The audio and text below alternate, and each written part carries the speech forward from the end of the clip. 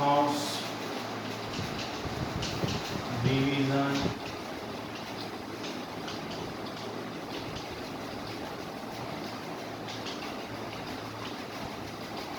Doubt solution જોઈએ પહેલા chapter 1 ના ડાઉટ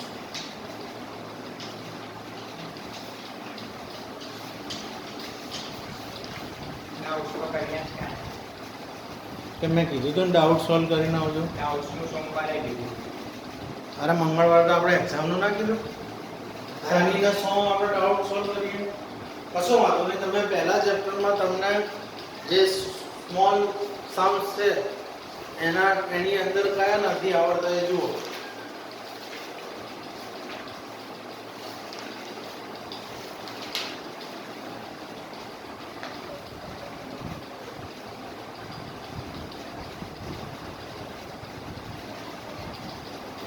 આમાં તમે ટીક કરો ને કયા એક જેવાય જોઈ લે ને 8 9 દાખલા છે યાર નાના દાખલા 8 9 જ છે આ 8 નો બરાબર પણ એક જેવા દાખલા કયા એમ હવે એ મેથી ક્યાં મારવાની જરૂર છે તરત જો આ જો પહેલો ઓર્ડર બીજો ઓર્ડર ત્રીજો ઓર્ડર ચોથો ઓર્ડર જોઈ લે અને તને સેટ બી એવું લાગે કે આ થોડો અઘરો છે તો મને કહી દે એટલે આપણે એ દાખલો સોલ્વ કરી દઈએ શાંતિથી જુઓ વાંધો નથી આવતો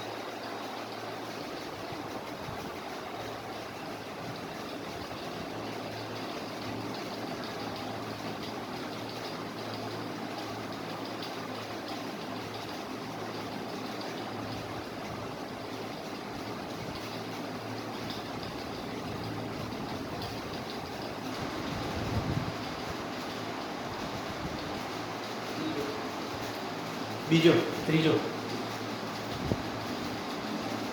પછી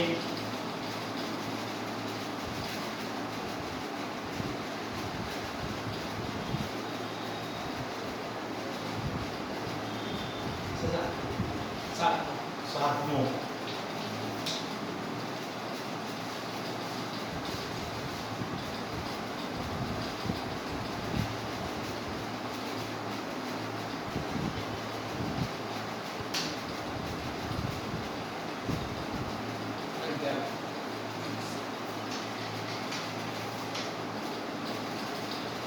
બોલો ત્રીજો દાખલો બોલો વિસ્મય અભિજીત અને કુણાલ વિસ્મય અભિજીત અને કુણાલ 3:2:4 ના નફો નુકસાન વેચી રહેલા ભાગીદારો છે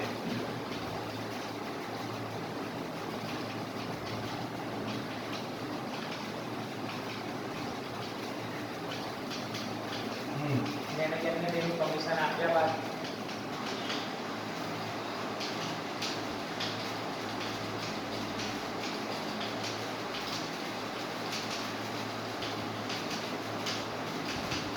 નફાના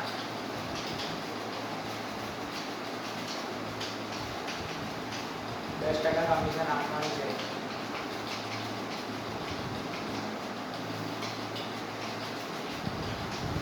અભિજીતના ભાગે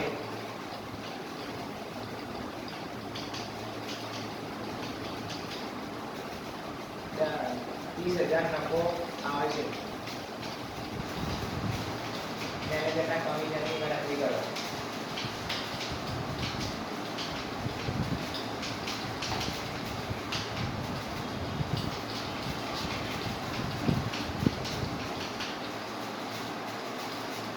ત્રણ ભાગીદાર છે VA નાનું પ્રમાણ આપ્યું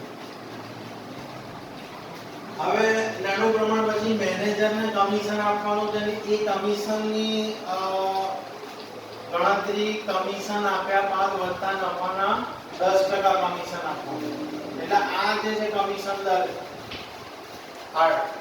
અને અભિષેક એક પાર્ટનર છે અને એ પાર્ટનરના હિસ્સાનો નફો 30,000 રૂપિયા એટલે અભિષેકને ભાગીદારની પેઢીને વહેંચણી પત્ર નફાનો એના ભાગનો હિસ્સો મળ્યો છે એટલે આ 30,000 રૂપિયા જે છે એ વહેંચણી પાત્ર નફા ઉપરથી નક્કી થશે બરાબર છે તો એક એ વસ્તુ યાદ રાખવાની તો મારી પાસે જે ભાગીદારનો નફો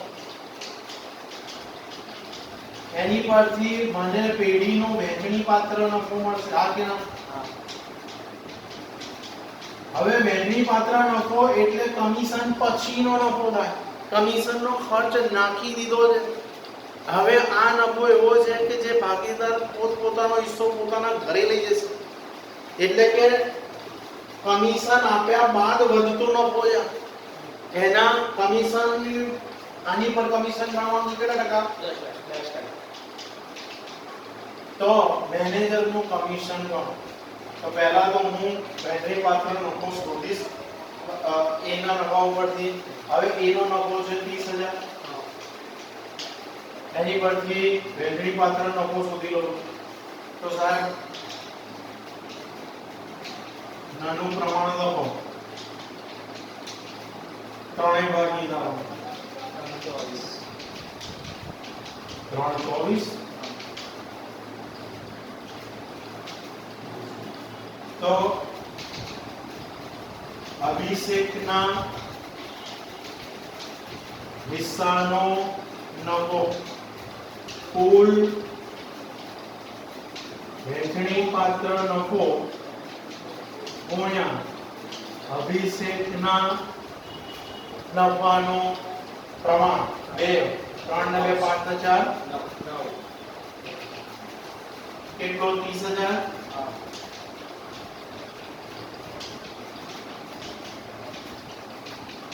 ગુણ્યા 2 નો કૌંસ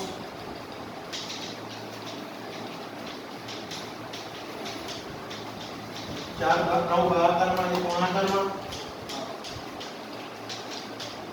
ભાગ્યા 2 1,35,000. આ આવ્યો પેઢીનો કુલ વહેંચણી પાત્ર નફો. આના 10% કરો એટલે કમિશન મળી જશે. મારે કમિશન જ શોધવાનું છે. હવે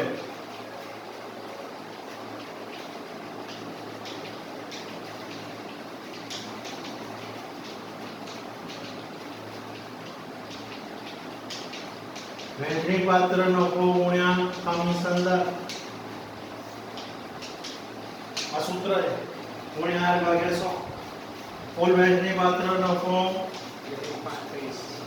નફાનો દર અને કમિશન દર 10%.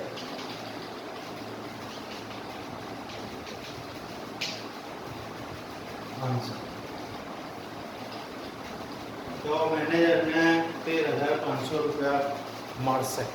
રાઈટ? ઓકે. પછી સાતમું રામ, રહીમ અને ઈસુ. રામ, રહીમ અને ઈસુ. એક ભાગીદાર પેઢીના ભાગીદારો છે.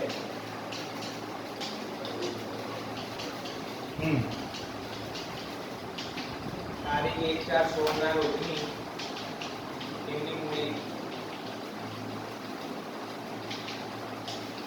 અનુક્રમે 60,000, 40,000,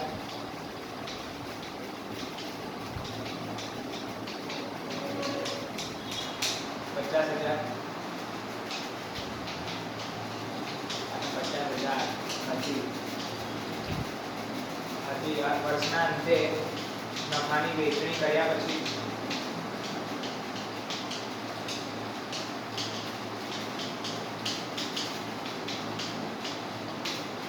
માલુમ પડ્યું કે મૂડી પર 100% લેખે વ્યાજ ગણવાનું રહી ગયું છે.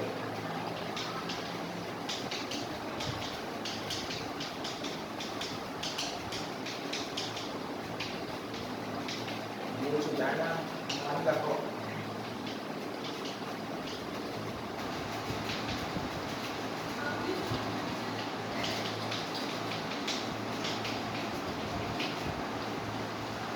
હવે આપણે ત્રણ ભાગીદાર છે R1 R2 અને I.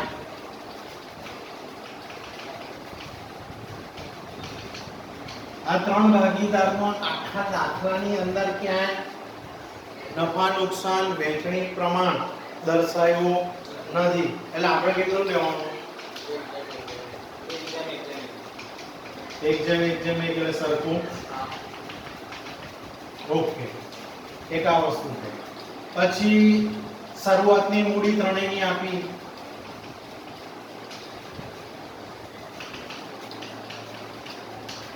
જે અનુક્રમે 60, 40 અને 50.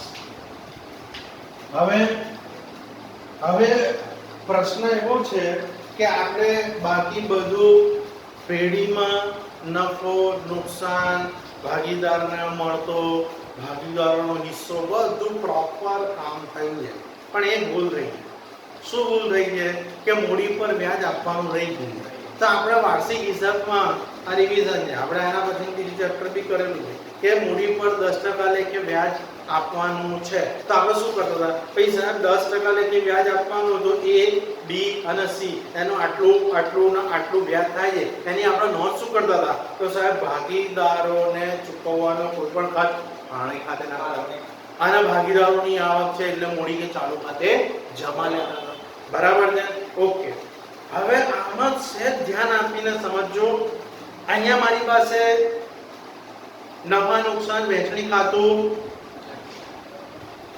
હું જો નફા નુકસાન વહેંચણી ખાતું નથી બનાવતો અને આ અસર સમજવા બેસું છું, તો સાહેબ 1 સેકન્ડ લાગશે મારે. શું?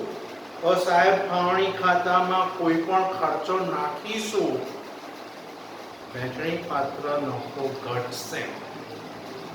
કોઈ પણ ખર્ચો નાખીશું, વહેંચણી પાત્ર નફો ઘટશે. એક ક્લિયર થઈ ગયું. વ્યાજ નાખ્યો, વહેંચણી પાત્ર નફો ઘટી ગયો નફો. પહેલા વધારે નફો હતો, હવે ત્રણેય ભાગીદારનો વ્યાજ ચૂકવ્યું એટલે મારો વહેંચણી પાત્ર નફો એટલો નીચે ગયો છે. મેં પહેલા મોટો નફો વેચ્યો હતો, હવે મારા નાની કોડી થઈ ગઈ છે. બરાબર છે? તો આ જે નફા ઉપર નેગેટિવ અસર થઈ, ઓછો થયો, ઘટી ગયો, એને મારે સમજવાનું છે.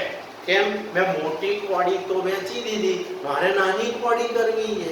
તો નેગેટિવ જે આવ્યું વ્યાજ, એને મારે સમજવાનું. તો ત્રણેય ભાગીદારોનો એટલો નફો ઓછો થશે. ત્રણેય ભાગીદારોનો નફો ઓછો થશે તો ત્રણેય ભાગીદારો ધારો કે લાખ રૂપિયા ખર્ચો પડે, તો શું ત્રણેય ભાગીદારો 20, 30, 50 એવી રીતે એમનો નફો ઘટશે કે નાનું પ્રમાણમાં નફો ઘટશે? આપ્યું નથી નાનું પ્રમાણ, આપણે લીધું સરખું પ્રમાણ, એટલે સરખા પ્રમાણમાં આ નેગેટિવ અસર સીધી એમના મૂડી ખાતામાં ઉધાર થશે. એટલે અહીંયા આપણે એક અસર મૂડી ખાતામાં ઉધાર આવવાની છે, તો બીજી આવકની અસર મૂડી ખાતામાં જ જમા આવવાની. કેમ? કેમ કે આપણે આપીએ છીએ તો ફાળવણી ખાતામાં, ફાળવણી ખાતું બનાવતા નથી, એટલે એની નેટ અસર તો કચરો શું છે? મૂડી ખાતું, ચાલુ ખાતું. એટલે છેલ્લે અસર તો મૂડી ખાતા કે ચાલુ ખાતામાં જશે. અને કોની અસર લેવાની? નફાની? ના. વેચાણની? ના. ઘટ્યું રહેલી. ઘટ્યું કયા પ્રમાણમાં? નાનું પ્રમાણમાં. તો એ ઉધાર અસર જે છે એ આપણે મૂડી ખાતામાં માઇનસ થાય, મૂડી ઘટાડે ને એટલે માઇનસમાં કરવાનું, અને મૂડી પર વ્યાજ ભાગીદારોની આવક છે એટલે એ આવક એમને પ્લસ કરવાની. હવે પડી ગઈ. હંમેશા મૂડી પર વ્યાજ ક્યાં ગણાય? મૂડી પર વ્યાજ કઈ બાકી પર ગણાય? શરૂઆતની બાકી. એટલા માટે શરૂઆતની બાકી જો ના આપી હોત તો હું શરૂઆતની બાકી શોધી લાવત. કેમ? કેમ કે મારે તને વ્યાજ 12 મહિનાનું આલવાનું છે, તો તારા કઈ રકમ મેં 12 મહિના વાપરી એ બી તો નક્કી કરવું પડે ને. લાખ રૂપિયા વાપરી, 2 લાખ રૂપિયા વાપરી, તો લાખ રૂપિયા ઉપર વ્યાજ ગણાય, 2 લાખ ઉપર વ્યાજ ગણાય, કે આખર બાકી પર વ્યાજ ગણાતું નથી. કેમ? એમાં મૂડી નફો તો એવો છે કે જે છેલ્લા દિવસે મળે છે, એની પર 12 મહિનાનું વ્યાજ ભાગીદાર માગી શકે ના. એની મૂડી જેટલી 12 મહિના વપરાય એની પર વ્યાજ. એ કદાચ કોઈ નવી મૂડી લાવ્યો હોય 10મા મહિનામાં, તો ભાઈ 10, 11, 12, 1, 2, 3, 6 મહિનાનું વ્યાજ માંગ હકદાર કરો, પણ નફા ઉપર વ્યાજ બાકી ના માંગે, પેલા ધારો નફો આપો. એટલે મૂડી પર વ્યાજ હંમેશા શરૂઆતની બાકી પર ગણાય.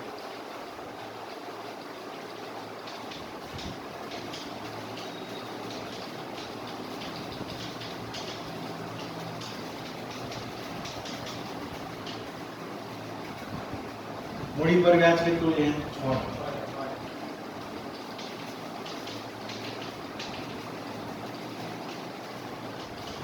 ભાગીદારો R1 R2 I cool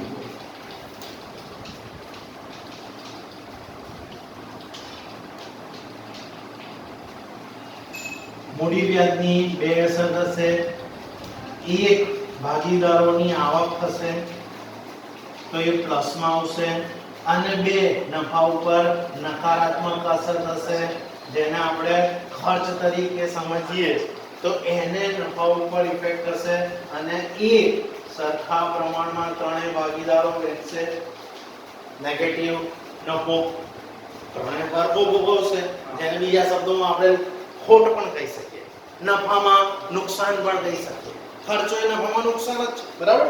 okay, તો હવે 60,000 ના 6% 3600, 40 ના 6 2400,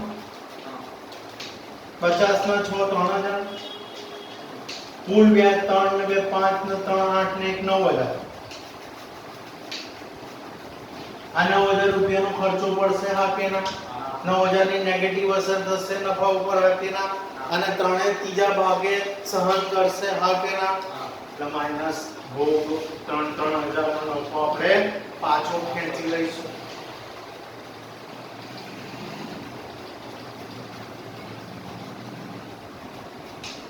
$600 પ્લસ એટલે જમા આવું યાદ રાખો -600 માઈનસ એટલે ઉધાર કશું જ નહીં માઈનસ ના મૂડી ખાતે ઉધાર તે પ્લસ ના મૂડી ખાતે જમા બોલ સુધારવાનો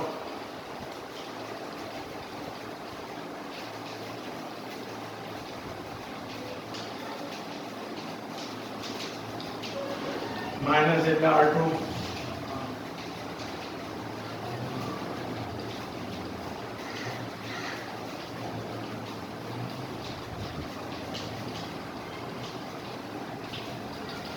પૂરી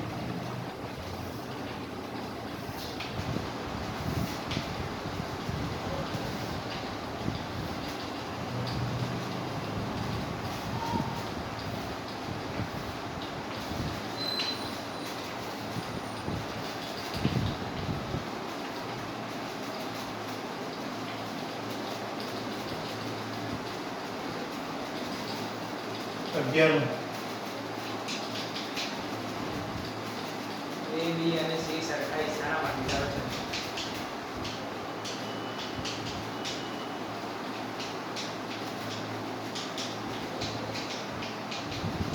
તેમની કુલ મૂડી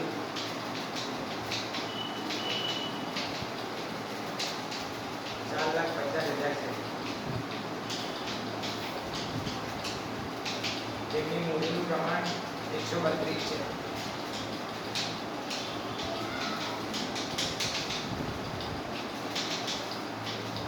પેઢી મૂડી પર વાર્ષિક 9% ના દરે વ્યાજ ચૂકવે છે.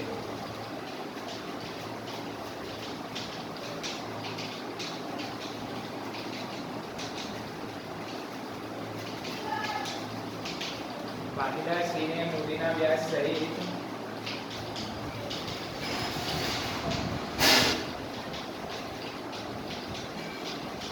$500 મળ્યા છે.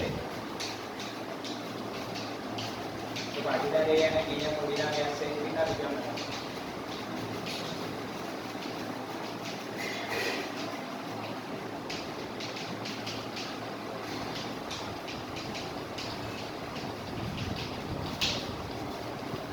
ત્રણ ભાગીદારો છે A, B અને C સરખા હિસ્સાના ભાગીદારો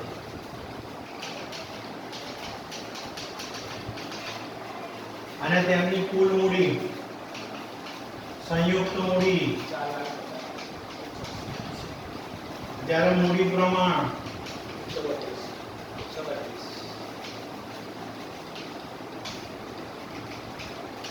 132 રાઈટ. હવે મૂડી પર વ્યાજ કેટલા ટકા? 9%.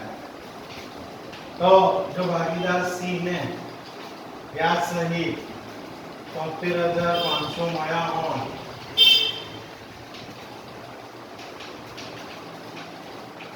તો એ અને બી ને કેટલા રૂપિયા મળ્યા હશે વ્યાજ સહિત એ નક્કી કરવા. ઓકે, તો સાહેબ એક કામ કરો, અહીંયા તમે ટેબલ બનાવો તો ઈઝી રહે.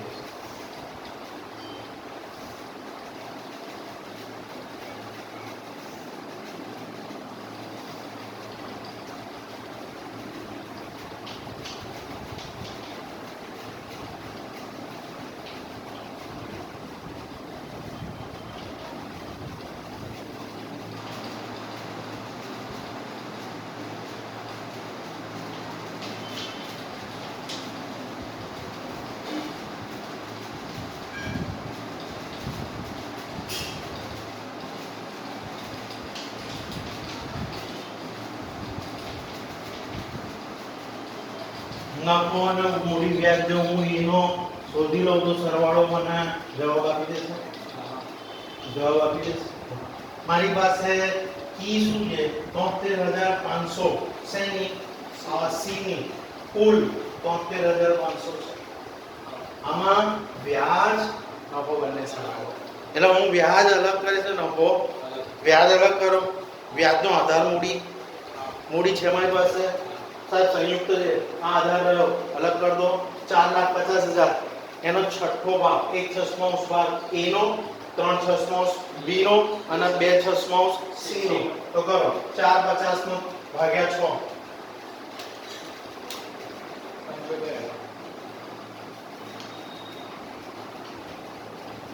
ગુણ્યા 3 જવાબ એલા ભાગ્યા 3 ગુણ્યા 2 ઉભો ને ડોટ લાખ કરતો.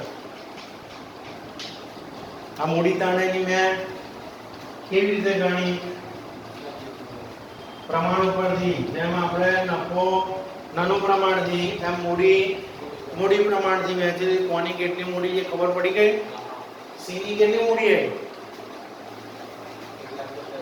સી ની મૂડી કેટલી આવી આ રહી ને 1,50,000 આ ટોટલ સંયુક્ત મૂડી હતી નાનું મૂડી પ્રમાણે વહેંચી દીધી 1,50,000 બરાબર છે. ઓકે, હવે 1,50,000 ના 9% લેખે મૂડી વ્યાજ મને મળશે કેટલું 2.25 ના 9%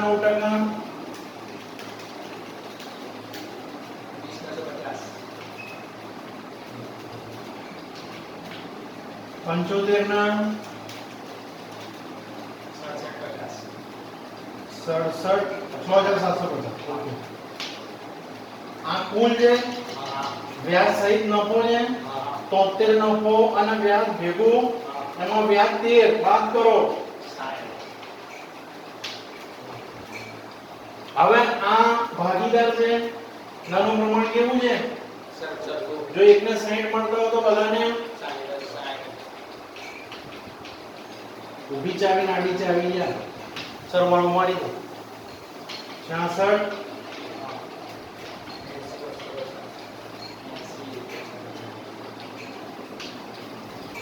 વ્યાજ સહિત એ ને એને આંકડાકીય રકમ મળે બરાબર. આ ઊભી ચાવી ને આડી ચાવી જેવું છે. આપણે જે કોષ્ટક કરતા હતા યાદ હોય કયા કોષ્ટક રચના છે એકાઉન્ટ્સમાં એનો લાભ લઈ લેવાનો. ઉતારો PDF